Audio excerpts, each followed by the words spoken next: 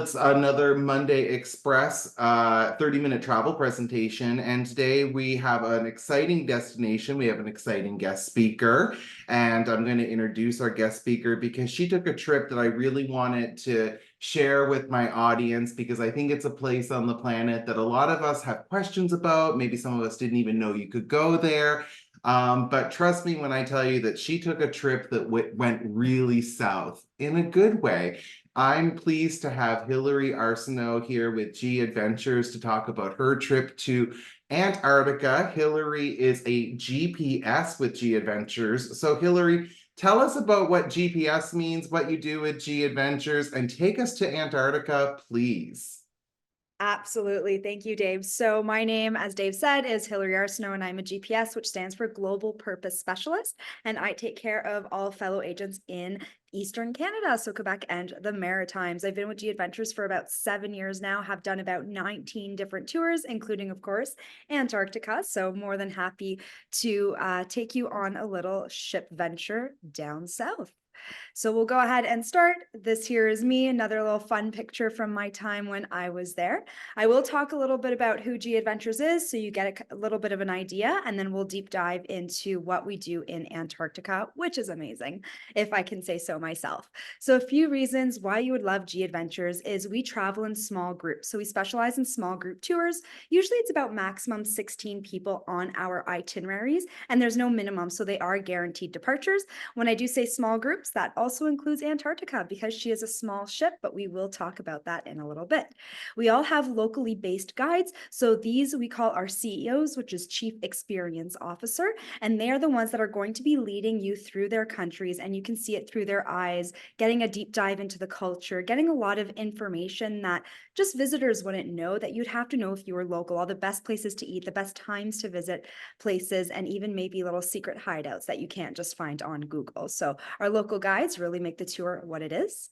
Freedom of traveling solo. So 60% of our travelers are actually solo travelers, which is fantastic. We welcome everybody.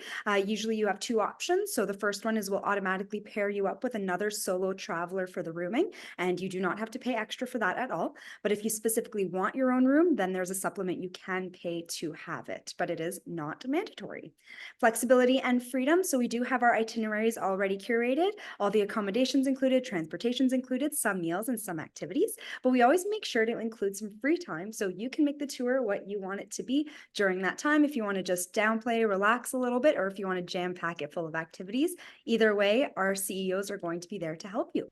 We're also built to support local communities. So we use local services as much as possible in destination to really be able to give back to the communities and the people that we are visiting. So knowing that when you are traveling with G Adventures, your money is going to that destination you're visiting and not some big corporation elsewhere. So on that note, let's go ahead and get started on our Antarctica. We call her the expedition, and that is our little red ship. So we do have just a quick video to start us off.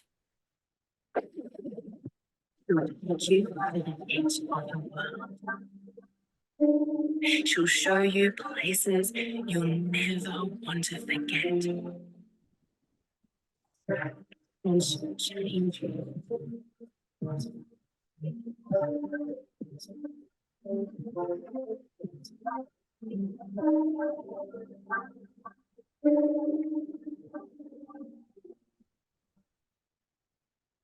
Hopefully that gives you a little glimpse into what to expect. So when I say she's tiny, I really do mean she's tiny. You kind of have to squint at this little picture a bit because some of the white blends in, but you see our expedition ship, which is the red one up front, and then you see this giant ship behind us. So we are one of the smallest in the fleet of all Antarctica ships. We hold 134 passengers. Now that's actually really important because when you are doing the landings, everyone on the ship can actually get off. So Antarctica does have strict tourism rules. There's only a certain number of people who are allowed to disembark from the ship, every ship, per day. So because we are such a small ship, we're able to get everyone off at least twice a day, weather dependent, which you wouldn't get on a larger ship where they would have to pick and choose what groups go out on what days. So more reasons why to travel small. So let's look at YG Adventures. I've already explained this is our little red ship, our MS Expedition, and she really is an expedition. So don't expect luxury cruise for this one. You are going to see Antarctica, and we're going to make sure you see it in all her splendor. So this here is our G Expedition team. We do have quite a few people on board to help you along the way. We have biologists, we have or marine biologists, we have historians, we have geologists, we have tons of people on board to give you all the information that you need. We have tons of expedition leaders, polar guides to help you hiking in Antarctica as well. So there's usually 10-to-1 passenger to crew ratio on this one, and they're really there to make sure you have the most amazing experience possible. I'm happy to say that I definitely did. I would go back in a heartbeat if I could. So this here is a deck plan just to kind of give you an idea. There is no elevators on here. It is stairs only, so some mobility is definitely required, especially going on and off the ship into zodiacs to go and explore around Antarctica. We do have the Expedition Lounge. This is where a lot of the lectures will be held. This is where the meetings will be held, or if you just want to relax during the day, it's all here. There is also a bar, and the tea and coffee station, snack station is there as well. We do have a library should you be interested, tons of books on Antarctica, tons of resources to read, or if you just want a little quiet place to go and observe. We do have one dining room and one dining room only, so everyone eats together. We all share the tables. Meals are individual, whether it's a buffet style or whether it is a la carte style. You do have both opportunities on the ship for that, but it is one dining room, and there is a captain's table, which is fun.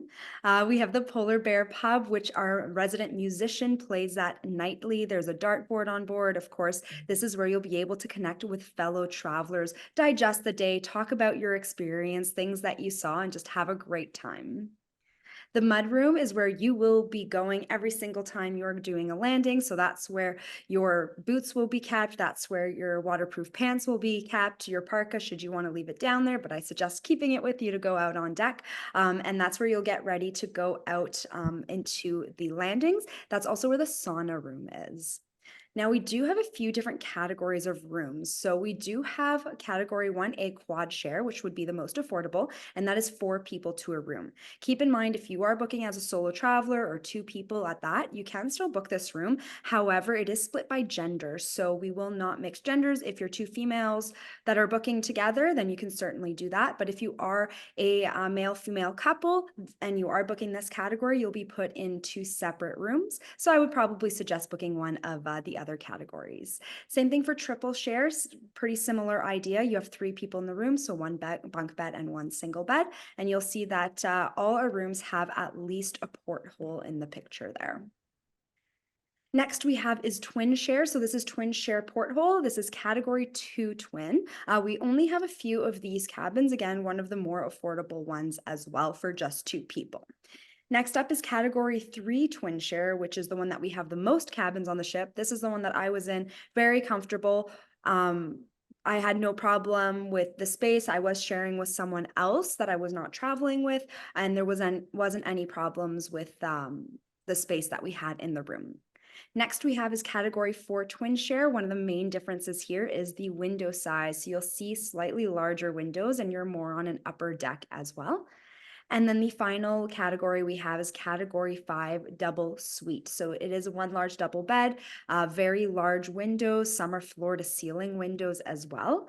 And you also get a suite, so a little lounging area that is attached to your room there. And you only get that on the category 5. You do not get that on any of the other categories. And this one is our most upgraded category. So what else do we need to know for this? Seasons for Antarctica. So it goes from October all the way till May, which is our winter season and their summer. So even when I was there, I went in November, and it was actually colder in Toronto, where I'm from, than it was in Antarctica. So Antarctica, I think it was like -1, and Toronto, they were having some big cold spell of -10. So you're still going somewhere warmer if you think about it. So we have the early season, which is October to November. There's still lots of sea ice formations. Not this, the summer melt hasn't all come through. Slightly lower prices, and it's also the start of penguin mating season. I saw a lot of that, and it was interesting every time. Next, we have the Antarctic summer, which is going to be December to January. And this is where the penguins are going to start nesting. Weather is starting to be a little bit warmer as well. And then January, February is high season. So this is where the penguins start hatching. You see little baby chicks around. And this is the warmest time of year to go. Still going to be likely in the single digits, but it is still a warmer time. And then March is the late season where you'll find the adolescent penguins. They're going to be molting, not as cute as maybe they were when they were babies, but still cute nonetheless. And that is later in the season as well, which is a great time for whales. So you can kind of decide on what you're looking for when you are there to kind of see what you want to see and choose a timing based on that. When it comes to wildlife, there is a lot to see in Antarctica. Of course, penguins, I've spoken about that already. We have Gentoo, chinstrap, Adelie, and king penguins. I did not get to see the king penguins because I did the Antarctica in depth, and we did not go to Falkland and South Georgia where you find the majority of the king penguin colonies. But I saw a lot of Gentoo, a lot of chinstrap, and a lot of Adelie. Adelie are my favorite. They're not the smartest, so that's probably why. Lots of different whales as well, minke, humpback, orcas, blue whales. What's great about the ship as well is during the day, when you are sailing, there will be announcements. So they'll say, oh, there's orca whales spotted at 12 o'clock of the ship. So everyone kind of runs outside and you can try spotting those whales. So they will announce it. So you do not have to keep your eyes peeled outside the entire time, although I do kind of suggest you do because it really is amazing. But we do have the captain on board who is looking out for all these things as they are navigating. Lots of different types of seals as well. Crab eater seals, Weddell seals, fur seals, leopard seals were super cool to see because they're just so enormous and they're probably one of the most dangerous ones down there. And then tons and tons of seabirds. You get to see lots of albatross, lots of cormorants, and snow petrels as well. And remember when I said you do have a marine biologist on board, so they will be able to help you identify all the different species and they will be able to give you just a lot of information on them. On top of all the people that we have on board, we also have a resident photographer. So they're taking pictures of the experience, they're taking pictures of everything you see, and they are sharing these images with you at the end of the tour. So you have access to all of them. There is no additional fee for that. It's all included in your package. So if you do not have all these big fancy cameras or you're not an avid photographer, that's not a problem. I went with my little iPhone at the time and I still got amazing pictures nonetheless. And then if I did want more, then I knew that we had the photographer, but they also do lead photography courses if that is something that you are interested, just to learn how to use your cameras that you have. And you get some great little pictures like this. Keep in mind, you can't approach wildlife, but wildlife can approach you, but we just ask to be, of course, respectful towards them. So if we look at a typical day on board, you have a wake-up call, so you don't need to set an alarm. The captain will actually, or the expedition leader rather, will have a wake-up call for the entire ship to wake up. You have time to get ready, go for breakfast, and then that's usually after breakfast is where we'll have our first zodiac landing. So what happens is the whole ship is divided into different categories. So they're called different things. I think I was the Gen 2 category, so they try to still make it Antarctica related. And like I said, everyone is able to get off the ship at the landings. However, they will rotate who gets to go first because we do it in groups. So they'll announce, okay, Gen 2 group, come down now. And then once Gen 2 group is all on their zodiacs, then they'll say, okay, now we're calling a Delhi group, and so on up until the 4 groups go. And then the next day, maybe a Delhi will be first, Gen 2 might be last, and they'll rotate it to give everyone the chance of going out first, of course. You'll come back on board about 2 hours later, have a warm drink usually is what they welcomed us back with, have lunch, and then get ready shortly after for the second Zodiac landing or cruise of the day. So it's either you are taking the Zodiacs to go on land and you're exploring the land, doing some light walking, some hiking perhaps, or you're actually taking these Zodiacs to do some water exploration, going around the different icebergs that are there, trying to see different whales. I know there was a group that was out and orcas were just beside beside the boat, and it was absolutely amazing. After that, you do have kind of a recap of the entire day, what we saw, a briefing for the next day, and a short presentation as well before dinner.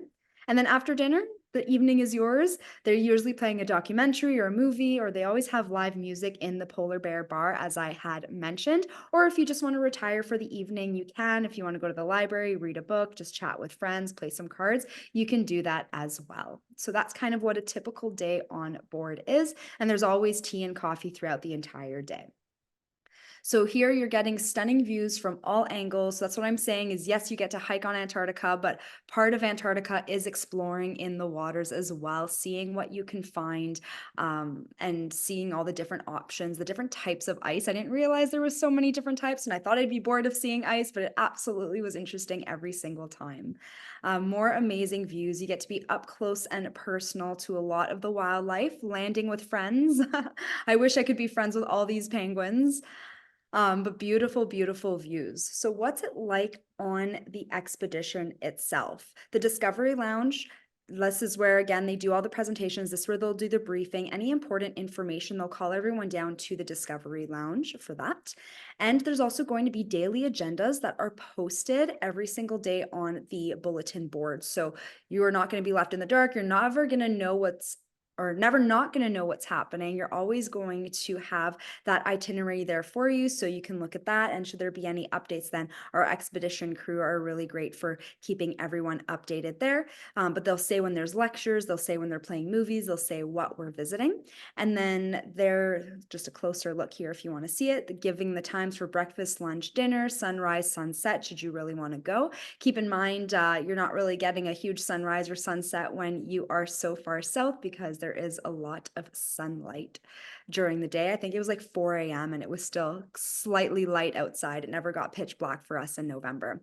And then we will have the map that they'll be updating every single day with a little red line of where you're going, exactly what routes you took to get there and what stops you did. So every single expedition could be different, because they might have to make slightly different turns or do stops at different times depending on weather and everything like that. So it's really cool for them to keep it updated. At the end of every day, they'll kind of draw that line to show you exactly where you go. And then it will actually be auctioned off at the end of the trip to Planetara, which is fantastic. We do have the dining lounge here. So usually about 6 to 8 people per table. You are sitting with fellow travelers on here, so you get to make amazing new friends, and the food is absolutely delicious. I know one night I even had filet mignon. We had baked brie another night. Like, it was so, so, so delicious. And most of the time it was buffet style, but we did have a few nights that it was a la carte, which is really cool. So you kind of get a nice mix of everything, but really is a true expedition experience. Another thing that we love to add is one day of dining outside. So this is usually a lunch where everyone grabs their parkas and eats their meal outside. So the crew will set up the buffet for you. You'll grab your plate, you'll sit down, and you can say that you literally ate outside in Antarctica. So that was really cool. I know ours ended in like a giant conga line. As you can see here, one of our musicians was out playing the guitar for everybody. So after we ate, it was kind of a giant party on the outside of the ship just to celebrate us being there and all experiencing very similar things. Polar Bear Bar, already spoke about this one a little bit. There's also art classes that happen on ship, because we do have a resident artist, and they'll do the art classes in the Polar Bear Bar during the day as well. So again, they'll keep you updated on all that, but the live music is really what ties together the end of the day. Now, if we're looking at our itineraries, we do have a few. So the first one of the season is always Falkland, South Georgia, and Antarctica, which is our longest one. It's 22 days. Since it's the first one of the season, this one starts in Montevideo and ends in Ushuaia. But keep in mind, it goes to Falkland Islands in South Georgia, which is a major, major highlight, because if you remember, this is where the king penguins are. But also, this is where a lot of the history of Antarctica lies. So this is where Shackleton's grave is. You get to see that. You get to see a lot of historical monuments down there as well. Our other one is the Antarctica Classic. So this is 11 days. Keep in mind, it does take 2 days to cross the Drake Passage either way. So for this one, you'd only be in the peninsula about 5 days, which is still great if you are short on time or have more of a budget. Antarctica Classic in Depth, this is the one that I did, 13 days. Those extra 2 days in the peninsula really made a huge difference for me. I absolutely loved it. It was about 6 or 7 days in the peninsula, and I couldn't get enough. I loved going out on the zodiacs. I loved going out on the excursions. Keep in mind, all shore excursions are included on this. You don't have to pay for those or sign up to get off the ship. It's already included in your itinerary. We do have quests for the Antarctic Circle. This is for people who really want to have that bucket list of crossing the actual Antarctic Circle. This is usually during the warmest time of year, January, because there is less ice, or there has been more ice melt, which allows us to go slightly more south. Spirit of Shackleton is our other bigger one, 21 days instead of the 22 days, and does a very similar itinerary to the Falkland, South Georgia, and Antarctica, because again, it goes to the Falkland Islands and it goes to South Georgia. So again, very much highly recommend this one or the other 22 days, just based on the locations you're visiting. And let's be realistic, you're likely only going to Antarctica once in your life. Again, I'd love to go a million times if I could. But if you are only going once, then you might as well try and see and do as much as you can while you are down there. And I know when you come back, you're going to say, man, I wish I went to Falkland and South Georgia. So let's save that hassle and just do it at the get-go. So Zodiac Cruises, these are our Zodiacs. Fun fact, they're actually all named after Canadian provinces, because if you didn't know, G Adventures is a Canadian company, which is also great to support our local home country. So this is what the Zodiacs look like. You do have one of the Zodiac experts that are on there with you, again, to give you more information about what you're seeing, and they'll really take you into places that you'd want to experience, and of course, ensuring your safety as well. You do get to be quite up close and personal to the wildlife. I know I've mentioned that, but it's worth mentioning again. Now, we do have some optional activities that do need to be pre-purchased. One of them is the kayaking. So there's only about 20 kayaking spots available. This is not for new beginners. This is for people who are seasoned kayakers, because it is ocean kayaking. But if it is something that is on your bucket list, a kayak in Antarctica, definitely pre-book that and book it early, because it sells out quite quickly due to the small group of kayakers allowed on Antarctica. Then we also have camping. Again, camping, we have about 54 spots available for this one. This is something that does need to be also booked in advance, because it sells out quite quickly, but it is one night camping in Antarctica. All the tents are provided, sleeping bags provided, sleeping mats provided. So all that is ready to go for you. You just have to sign up for it and come in your warmest clothes, but you actually get to spend the entire night on Antarctica. They'll even set up a portable washroom for you. The resident musician will be there, so they'll be able to play music for you while you're all kind of sitting around a fire in, of course, Antarctica.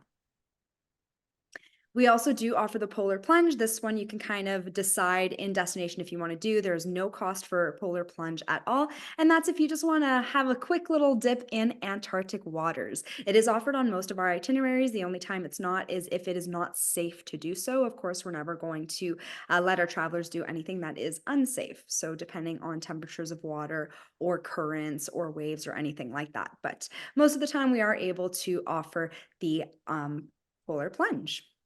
So why are we looking at G Adventures? We are very big on sustainability and giving back to local communities. We travel very closely with our not-for-profit organization, Planetara, to do the Plastics Partnership Program, Ocean Health Fund, to make sure that we are cleaning or keeping the waters as clean as possible. And we very strictly follow all the guidelines of IATO, which is the International Association of Antarctica Tour Operators. So just another great thing to keep in mind when you are looking at Antarctica with G Adventures. Travel solo, but never alone. I know I mentioned it at the beginning about our solo travelers, but that does not change for our Antarctica expedition departure. So if you are a solo traveler, we'll just automatically pair you up with another solo traveler of the same gender, and you do not need to pay anything extra than the price that you see online or through Dave. Small ship means more landings. I know I also talked about this earlier, but I cannot stress it enough that traveling on a smaller ship to Antarctica will give you a better experience while you are there, because it allows you to do more landings. It allows you to see more. It allows you to get out more, doing more hikes, doing more zodiac rides, seeing different whales, penguins up close. So smaller ship is better, in my opinion. And I'm also happy to say that we are having a sale. It is going to be up to 30% off Antarctica departures for the 2024-2025 season. So this is a book by June 30th. If you are interested in this, please reach out to Dave. It is on all of our tours. However, it's on selected departures. So Dave has all this information for you. I highly suggest to reach out to him to get a grip on these savings. It is only on until June 30th. So get it while space is still available, because guaranteed with this sale going on, that those spots are likely to sell out quite quickly. So another great thing to look at.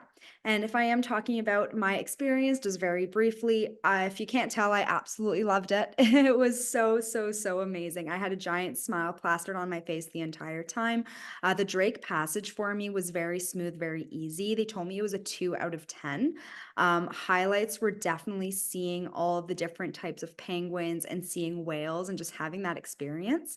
I know I had brought books with me to read on board because I'm like, oh, what am I going to do during all the sailing days? And I didn't open a single book at all. I participated in all the activities, and like I was saying, the Drake Passage was very nice to me. It can get a little bit rough, but for me, it's about a 2 out of 10. And again, I went in the month of November, so slightly cooler temperature, just the beginning of the season, and not too crowded yet. Not that it really is, because you don't see other people when you're down there, but you get the idea. But absolutely loved my experience. So if you do ever have any questions, please reach out to Dave. You can always ask me any specifics, and we can always go from there.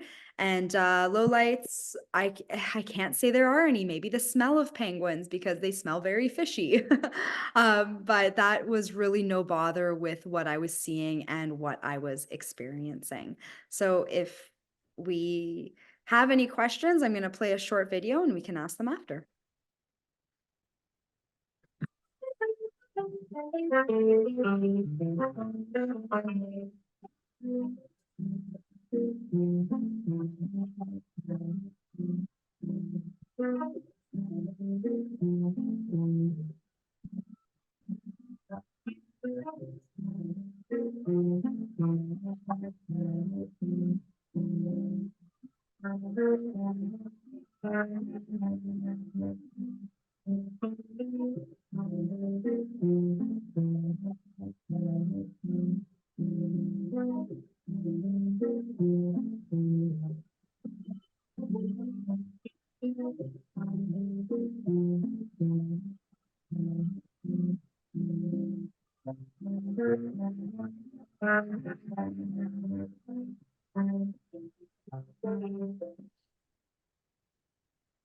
Thank you.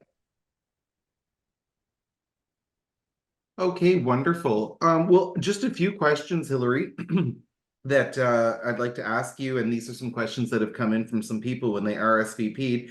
The first question would be, in terms of packing for Antarctica, what did you pack? What is supplied? Can you take us through the gear required for a trip like this?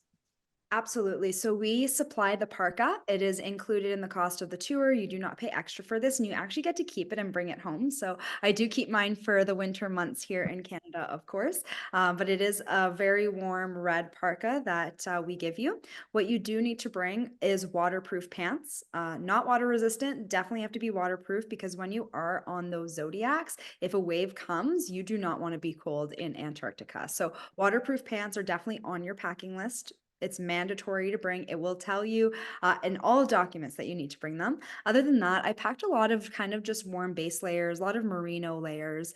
And then once you do have that parka on, and once you do have the waterproof pants on, you do get pretty warm, especially when you are doing some hiking on Antarctica. So I wouldn't pack thick things, but I would pack warm, lighter things so you can layer it, either layering it on, layering it off, rather than kind of just being stuck warm. Because of course, once you get too warm, sweaty, then you get cold after that. So again, layers, waterproof gloves as well, definitely important.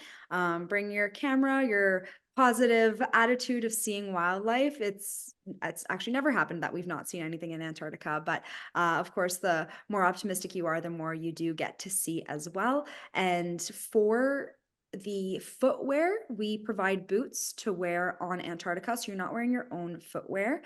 So you'd really just need what you're wearing on the ship itself. So I wouldn't bring boots, but just running shoes are fine. I knew someone who was on my ship who just wore sandals the entire time. Because Okay.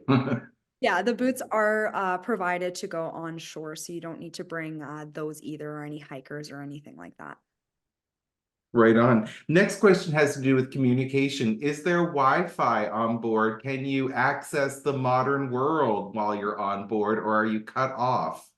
There is Wi-Fi on board. It is at an extra cost. And I will tell you that it works well when we are kind of heading off to Antarctica. But once we're in the peninsula, then it can be a little bit more scarce just because there's not really any cell phone towers around. But there is some access to Wi-Fi. It's just not very strong, I would say. Cool. And I think the last two questions I can combine. People are just wanting to know, what is the advised fitness level, and is there an average age of participants? So who's going on these trips in terms of age and fitness? Yeah, so fitness is people like you don't have to be overly fit. You're not doing any major hikes. I had mentioned there's no elevators on board, so you do have to be able to climb up and down stairs. Also, to get on the Zodiacs, you are going down kind of a ladder onto the Zodiac. So you have to be physically able to do that. And then, of course, walking a little bit on Antarctica. So those are definitely things that are important, but you don't have to be like a mountaineer or someone who exercises 5 times a week or anything like that. Um, you'd be completely fine if you're just average fitness level, not a problem with that. Cool. And then was there anything on age that you wanted to communicate? Age is a whole mix of them. So it was so fun because on mine, it was more of an older crowd. So there was some people in their 70s, lots of people in their 50s and 60s. And then on the next one after me, there was a lot of kids. So people that were like 12 to 16 years old, which was super interesting. So it really is showing a mix. A lot of people going as families, some people just going as older couples, and a lot of solo travelers, surprisingly, as well. So I would say every departure is a nice mix, but again, as long as you're comfortable with the itinerary, you can be 90 years old and still come to Antarctica with us, and it has happened before. So I wouldn't let age be a factor.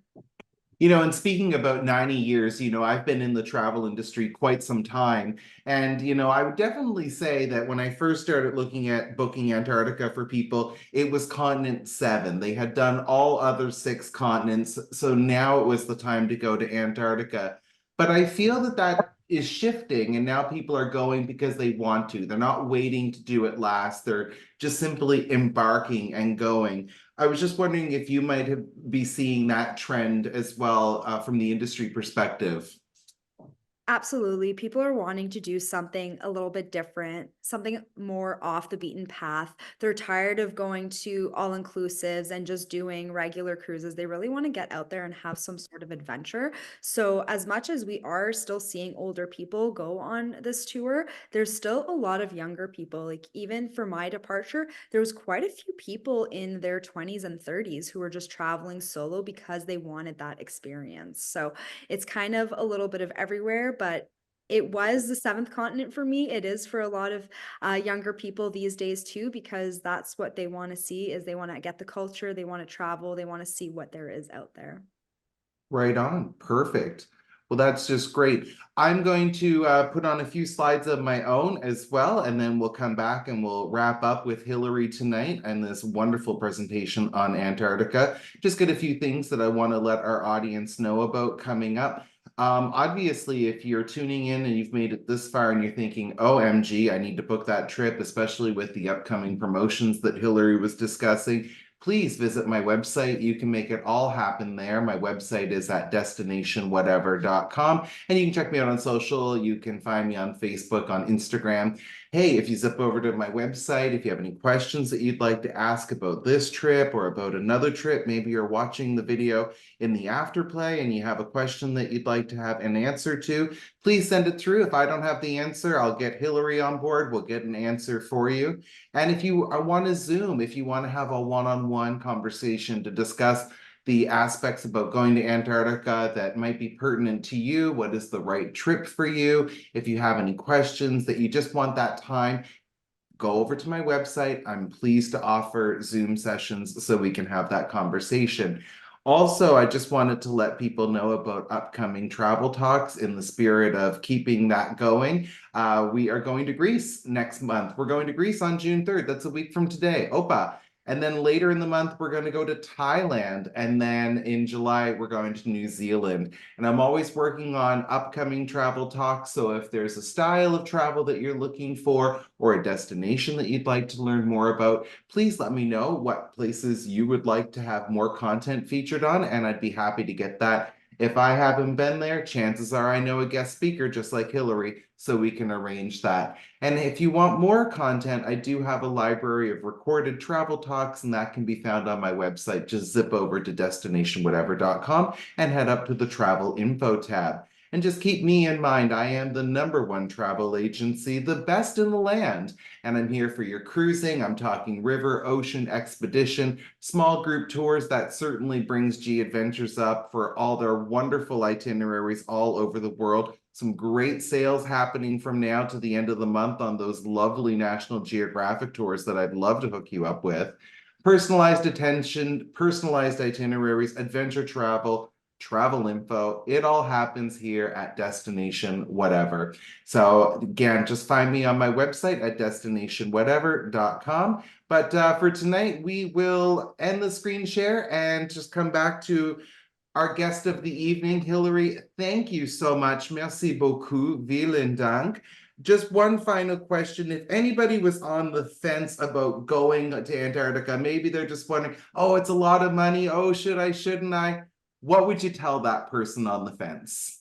I would literally say jump over the other side of the fence and just do it because you will not regret it. It really is the trip of a lifetime.